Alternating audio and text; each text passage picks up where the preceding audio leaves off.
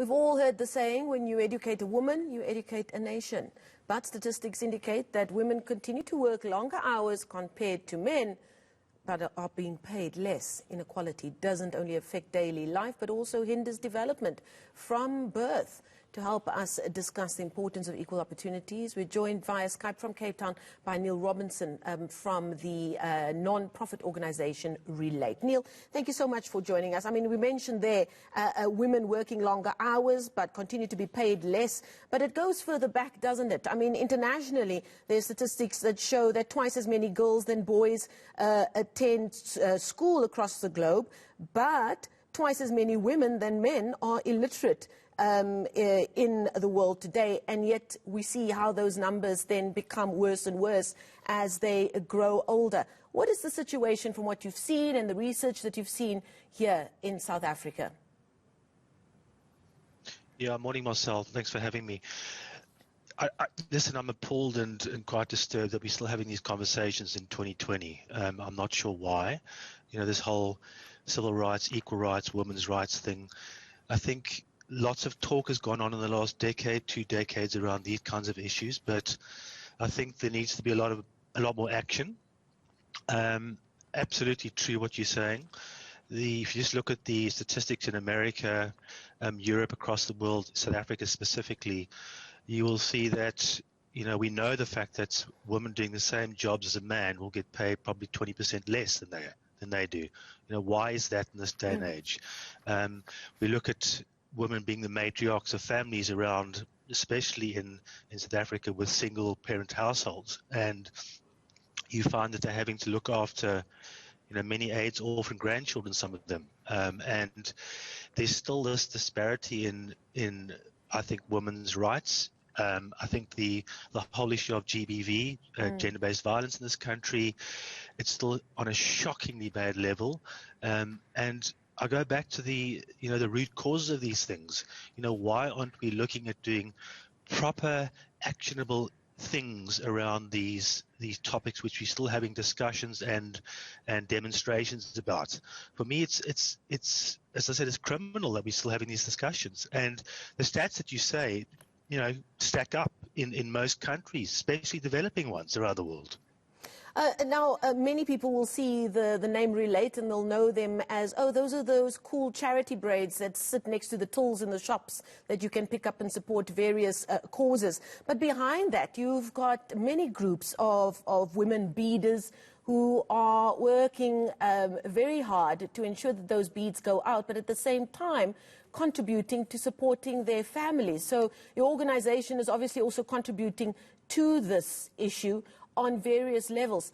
From your experience, especially in interacting with the women who make these beads for you, how important is education, especially for young girls and boys, to them? It's massive. It's the top of their list with health.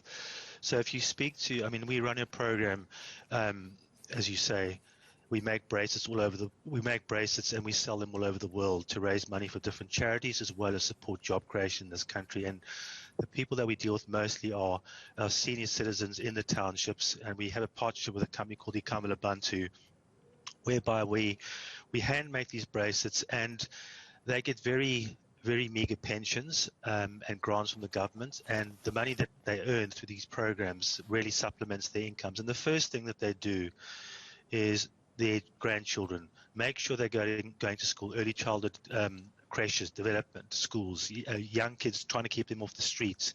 That's one of the major factors that drive our partnerships. The other thing is health. They don't have access to private health, many of them. So that's another key issue for them. And if you look at I suppose the challenge that they face living in poverty-ridden areas and underserviced communities, the key thing for them is to say, how do we change this generational thing of poverty upon poverty upon poverty? And the primary thing is education. So if you speak to any of these gogos, these grannies, these seniors that we work with, it's the first thing that they say. The money that they get from Relate, they use to send their grandkids to school, because often they've lost daughters and sons to HIV/AIDS. So they're living in very small, let's call them I wouldn't call them houses, but a lot of them are living in very, very meager conditions, probably with 5, 6 people in their house, and they are adamant the future for their grandchildren is getting a proper education. So it's fundamental to a generational group coming into South Africa, because they're the future. The kids now, the 8, 9, 10-year-olds, 15-year-olds are the future of this country, and we have to make sure that they're educated properly. Now, gaining access to a better standard of living is one thing. That's almost the end game, as it were. But we've also learned in real time in dealing with this pandemic that a lack of education, literacy, has also been a big issue just in trying to get across the message of what people need to do with regards to keeping themselves safe and out of harm's way, with regards to the coronavirus as well. So education, especially of girls and young women, who we know also affect the habits of their immediate families and their communities. We know that for a fact is indeed key. How do you think we should be going about changing that so that we don't have this conversation again in 5 years, 10 years, or God forbid, 20 years' time? Marcel, I think it's action. I think there's lots of talk shops and educationals and, places people have conferences, they get together and they talk about these things. But I've seen very little action over the last 2 decades. I think, as you say, COVID-19 has brought out the best and the worst in people.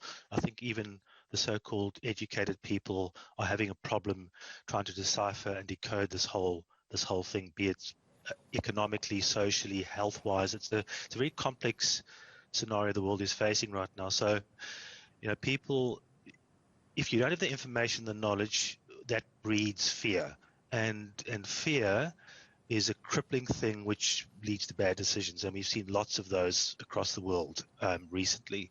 So I think it goes to the core of who you are as a human being. If you don't have the facts, they say knowledge is power.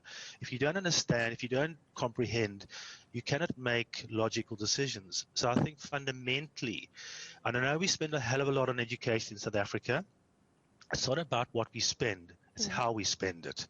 And I suppose I come from the commercial world, so metrics and measurements are very critical to me, and it's what you put in versus what you get out. And maybe we're measuring the wrong things. Maybe we should start measuring different things. I often say to our corporate partners, like the likes of Woolworths or Tourvest or Protea Hotels, when we do a program or a campaign, we've got to measure the impact of that campaign. It's not about selling bracelets.